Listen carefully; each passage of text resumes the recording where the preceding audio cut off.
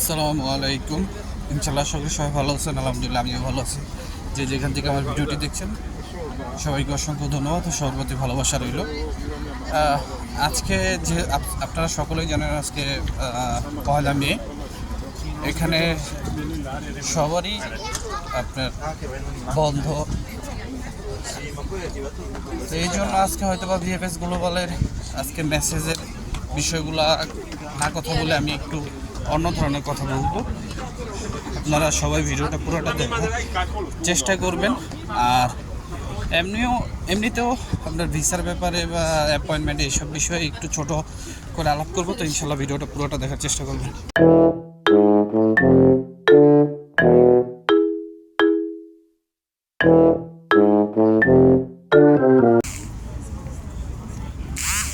সব কিছুর জন্য আলহামদুলিল্লাহ। এই যে আমি এখন যে রাস্তাটায় আছি, এটা হচ্ছে আপনার মেনত যে ভ্যানিস সিটিতে ঢোকার জন্য সর্বপ্রথম যে ব্রিজটা, এইটাই হচ্ছে সেই ব্রিজ।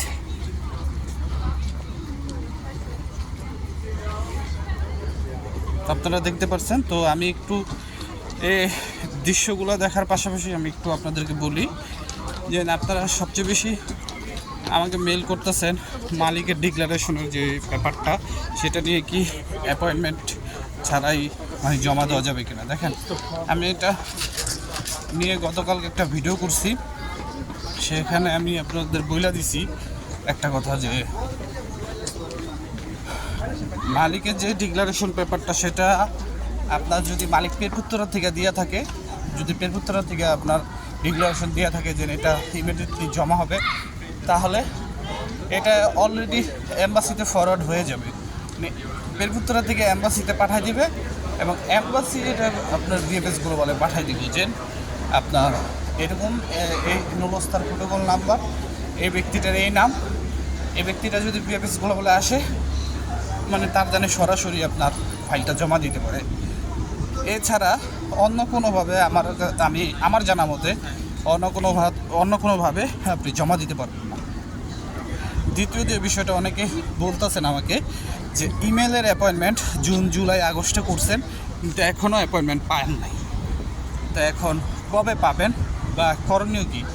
এখন প্রথমত আমি যেটা বলবো, আপনাদের করণীয় হচ্ছে আপনাদের ধৈর্য ধরতে হবে, অপেক্ষা করতে হবে। আর দ্বিতীয় যে বিষয়টা সেটা হলো যে কবে পাবেন। এখন এটা দেখেন, যারা মেল মাসে ইমেল করছিল তারাই পাইছে আপনার এখন। তা আপনারা চিন্তা করেন যে এখন যেহেতু মে মাসেরটা দিতেছে, মের পরে জুন জুলাই এইভাবেই তো আসবে, তাই না? তো সবাই দেখতেছে যে মে মাসের কথাই বলতেছে যে মে মাসে পাইছে।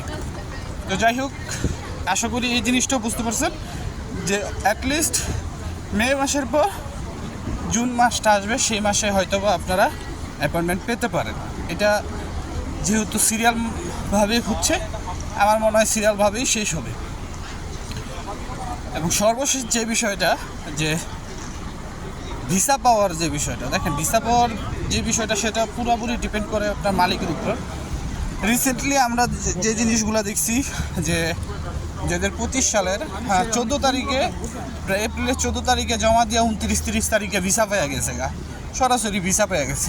তার মানে কি এই বছর দেখেন বাঙালিদেরকে তেমন একটা নলস্তা দিছে না, তেমন কোনো নলস্তা দেয় নাই। বাঙালিরা খুব ভালো একটা যে এবছর তাদেরকে নলস্তা দেওয়া হয়েছে এরকমটাও না, সীমিত আকারে দেওয়া হয়েছে। তবে আশা করা যায় যে এই মাসে হয়তোবা আরও নলস্তা উঠবে বা আগামী মাসেও নলস্তা উঠতে পারে। যেহেতু এই মাসে লাস্ট এপ্রিলে একটু বন্ধ ছিল অনেক দিন, বা এই মাসেও বন্ধ আছে, তো হয়তোবা আপনার এখানে উঠতে পারে। আর আপনারা একটা জিনিস মনে রাখবেন, এখন ইতালিতে সামার শুরু হয়ে গেছে, তো কাজের যে গতিটা সেটা হয়তোবা একটু কমে আসতে পারে। তো এই জন্য ডিলে হইতে পারে হয়তোবা, যদি কারণ সবাই এখন ছুটি নিবে, ভ্যাকেশনে যাবে, ফ্যামিলি ভ্যাকেশন করবে, তো এই জন্য হয়তোবা কাজ একটু ডিলে হইতে পারে। তো আপনার কাজের গতিও কমতে পারে।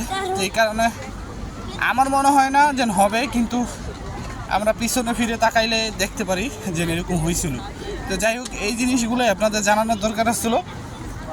কিন্তু আপনারা এখন তো শিওর থাকেন যে তার মালিক যদি ঠিক থাকে, মালিকের কাছে যা যা চা হয়েছে এগুলা যদি দিয়ে থাকে, অনেকে আমাকে বলেন আমার মালিকের কাছে এটা চা হয়েছে ওইটা চা হয়েছে, এগুলো মালিক দিছে তাহলে কি ভিসা পাবো? তাহলে যেগুলো চাইছে যে সময়ের ভিতরে যদি মালিক দিতে পারে অবশ্যই ভিসা পাবেন ইনশাআল্লাহ। আশা করি বুঝতে পারছেন। তো আজকের মতো এখানেই, যাক কথায় কথায় আপনাদের একটু ভ্যানিসটা দেখালাম, ইনশাআল্লাহ পরবর্তীতে আমি পুরো ভ্যানিস ঘুরে দেখাবো। সব ভালো থাকবেন, আল্লাহ হাফেজ।